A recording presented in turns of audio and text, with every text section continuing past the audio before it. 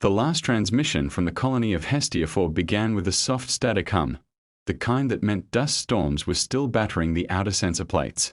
The image came through warped, smeared by orbital fire and the atmosphere burning overhead. Behind the struggling visuals was a half-broken voice, and behind that voice were sounds nobody wanted to believe were real. Screams, detonations, the sharp metallic chatter of a fleet emptying its weapons into a dying world.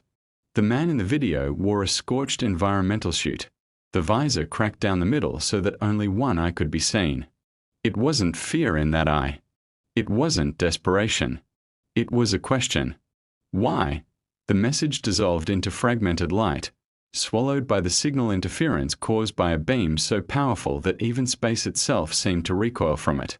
The broadcast ended abruptly. A final burst of radiation crossed the void and the screen went dark. It was the 47th colony lost in 6 days. The darkened war room beneath the Eurasian Continental Defense Spire remained silent long after the signal died. No one dared break the stillness. On the circular table at the center, the frozen face of the HFY Sci-Fi survivor hovered as a hologram. Not a memorial, not yet, but a reminder. He represented 47 worlds, millions of families, entire generations erased by a power that believed it had done something necessary, something justified. Around the hologram, the members of Earth Unified Command stood in rigid silence. Some clenched their jaws until tendons rose under the skin. Others stared straight ahead, expression blank and hollow. One placed a hand against the cool table surface, as if grounding themselves in something stable after watching so much collapse. Admiral Kayla Ren stood nearest the projection. Tall, still, perfectly composed. Her eyes never drifted away from the broken visor, as though she were memorizing the fragment of that man's face. No emotion escaped her. None ever did. It was said that Ren never forgot a single casualty under her watch. It was also said that she had not slept in 8 years. When she finally turned away from the hologram, every officer straightened instinctively, the air around her shifting from grief to something sharper. Something colder. Has the Empire issued any statement? She asked. No, someone replied, unable to mask the bitterness. They've already repositioned fleets around the remains of Hestia. They're fortifying their border. They aren't pretending it was an accident. Ren nodded slowly, the faintest movement.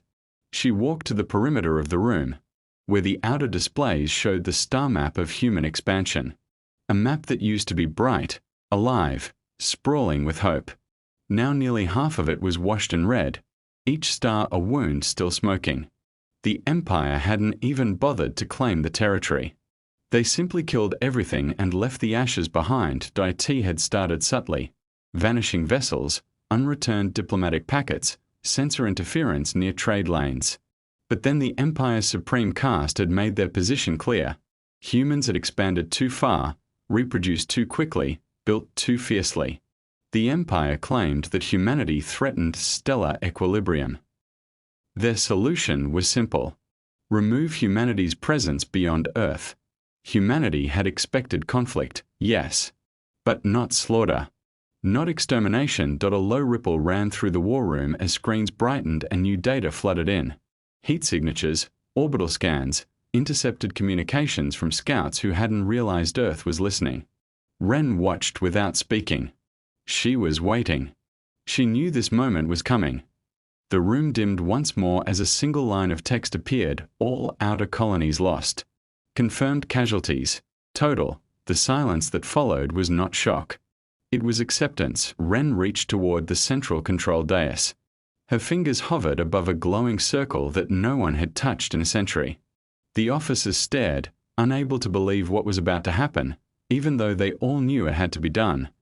That circle was Earth's final contingency, the one no human leader had ever activated. Until now, Ren placed her hand down. The circle pulsed once, then sank into the dais like a dying ember. A mechanical voice filled the room. Cold. Ancient. Absolute. Extinction protocol activated. Even those who had trained for this moment felt a tremor run through them. Earth is now at total war condition. The light shifted from sterile white to blood red. Ren lowered her hand. Prepare the Retribution Fleet. Project Cerberus is to be brought online. Release every asset we locked away after the Eridani Accords. Someone swallowed hard. Admiral, that includes, yes, all of it. A murmur rose, but no one objected, because everyone in that room had seen the colonies burn. While the command staff rushed into motion, Ren stood alone for a few seconds, staring at the dark table where the hologram had been. She didn't speak. She didn't need to. The dead already had, far below her, buried beneath 20 kilometers of reinforced rock, something vast began to awaken. Machines older than most human nations stirred from hibernation. Artificial minds unfolded themselves from encrypted containment. Structures the size of cities shifted their internal architecture. Entire fleets that had once been kept invisible from the galaxy powered up in the black vaults where humanity's most dangerous secrets slept. Humanity had long been underestimated. Too emotional, too fragile, too young. But Earth had always known the truth about itself. It had been forged by extinction events, shaped by disaster, tempered by war. No species that survived such a past ever stayed weak. Humanity had spent 200 years preparing for a day like this. While the Empire slept in its own arrogance, Earth had been busy, deep within the Stellar Forge facility, the walls pulsed with artificial gravity as singularity reactors woke. Engineers and AIS moved as one, performing checklists so complex that no single mind could comprehend them alone. Dark matter plating curled like living metal around skeletal starship frames, sealing them in armor that bent physical law. The ships had no names, no symbols, no broadcasts. They were made to be nothing until they chose to become everything. INS Sepra complex. The Cerberus AI core rose on a column of light. It was not a single intelligence but three: strategy, logistics, and adaptive warfare, merged only during crises that threatened humanity's existence. Each of its three voices spoke in perfect unison. Directive confirmed. Begin strategic alignment. Begin fleet awakening. Begin counter-extinction. And in the most hidden wing of the Earth Defense Network, a cold chamber opened. Inside it, 9 sealed pods hissed as ancient locks disengaged. The occupants awoke one by one, rising from cryogel as silent as shadows. Unit 9 did not speak, did not ask questions. Their existence had been erased from every database the day they were created. Rumors of them had circulated for centuries, humans shaped for war in ways the galaxy forbid. They were not machines. They were not enhanced soldiers. They were something in between, living weapons with no mercy left in their marrow. They opened their eyes in the dark and waited for orders. On the surface of Earth, civilians watched the news feeds in disbelief as the truth unfolded. The Empire had tried to wipe out the colonies. Children wept for siblings they would never see again. Parents clung to whatever hope remained. Streets emptied. Shelters filled. The quiet was absolute, so heavy that it swallowed even the wind. Then the broadcast changed.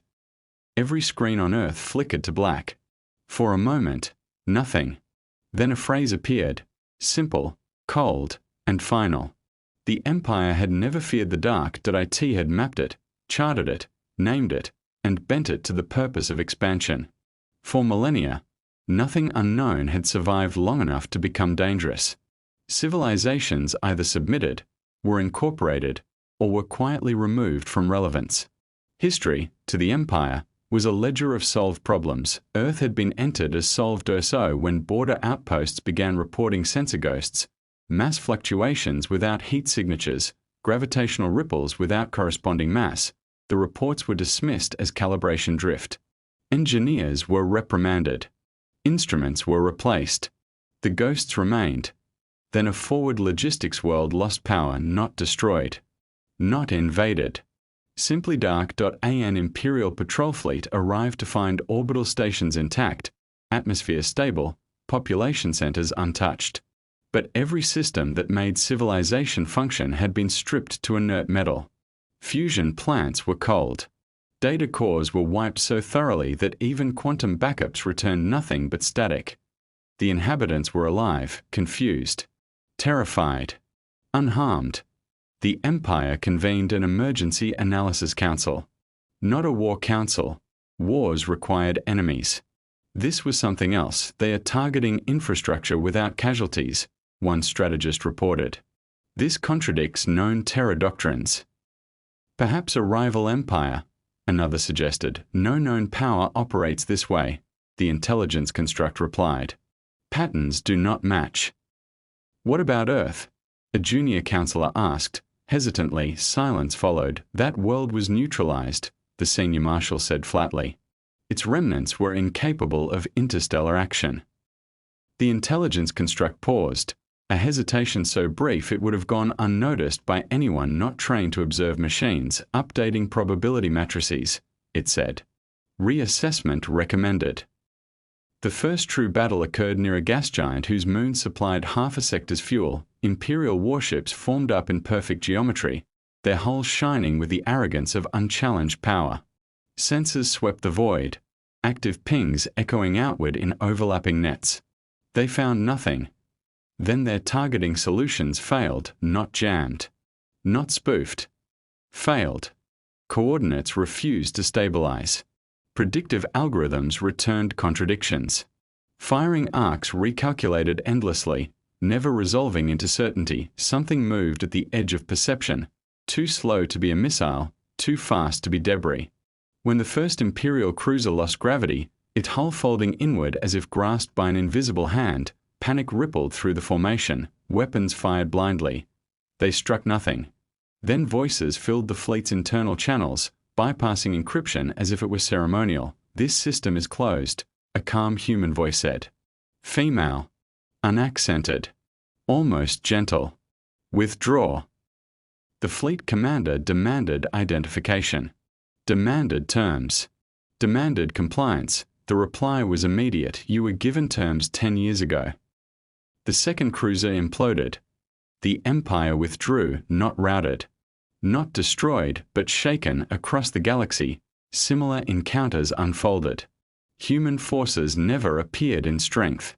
Never held territory. They struck supply lines, communication relays, shipyards mid-construction. Always precisely. Always disappearing before retaliation could lock on. Imperial crews began to whisper about ghosts, about the quiet ships that did not glow in hyperspace, about a human woman who spoke before systems died.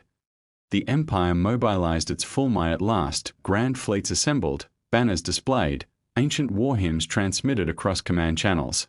This was how the Empire reminded the galaxy of order. The human response was silence. The assembled armada advanced towards Sol. They expected ruins. They found watchers. Human vessels emerged not from predictable vectors but from the shadows of warped spacetime itself, riding distortions the Empire had never considered usable. They did not form lines.